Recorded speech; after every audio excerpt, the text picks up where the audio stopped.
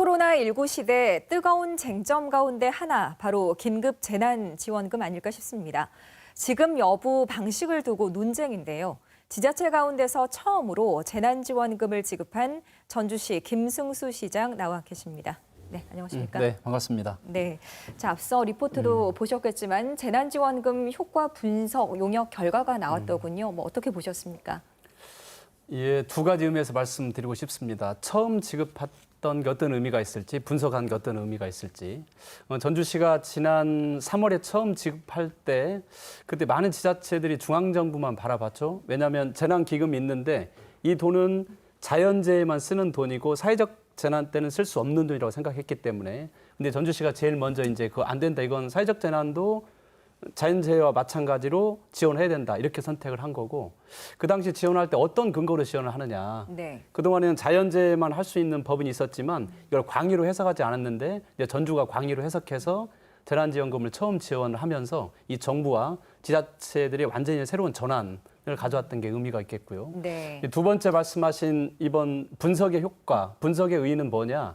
대부분 처음 하는 정책들은 실험적 요소가 있는 거죠. 네. 그런데 이제 뭐 물리적인 공간, 도로 이런 것들은 지어놓고 나면 눈에 보이니까 효과가 나타나지만 이런 재난 지원을 하는 것은 사실은 효과를 우리가 쉽게 판단할 수 있는 게 아니죠.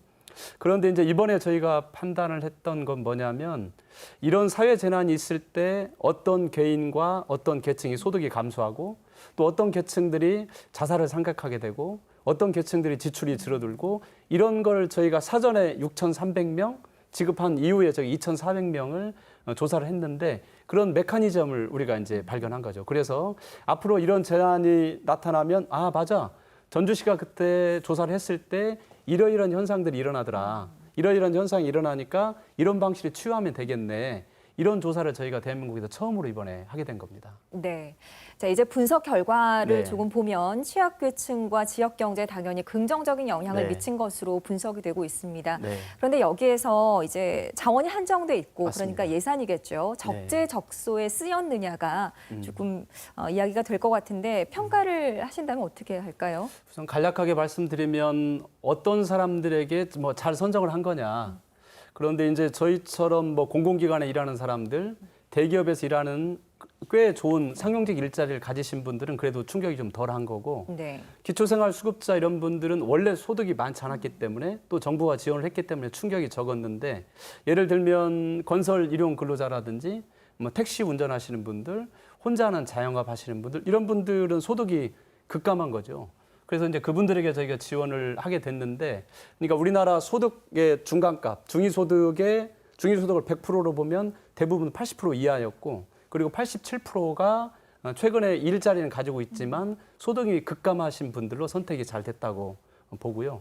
두 번째, 이제 이분들이 과연 어디에 썼을까, 정말로 필요한 데 썼을까, 이렇게 봤더니 대부분 다 슈퍼마켓, 뭐 식당, 꼭 필요한 생필품을 꼭 먹고 사는 문제 쪽에 집중적으로 이분들이 소비를 했고요. 네. 99%가 10,000원 이하 단위만 남기고 모두 다 썼고, 네. 특히 마음이 너무 아팠던 것은 처음에 조사할 때 평소 때보다 자살 생각을 하고 있냐 물었더니 무려 보통 6, 7% 정도 자살 생각이 보통 있는데 이번 코로나 위기 때는 무려 24%까지 자살 생각이 있다는 걸 들어놨고, 재난 이번 지원금을 지원하면서 10% 정도가 자살 생각이 좀 뚝 떨어진 네. 게 있었고요.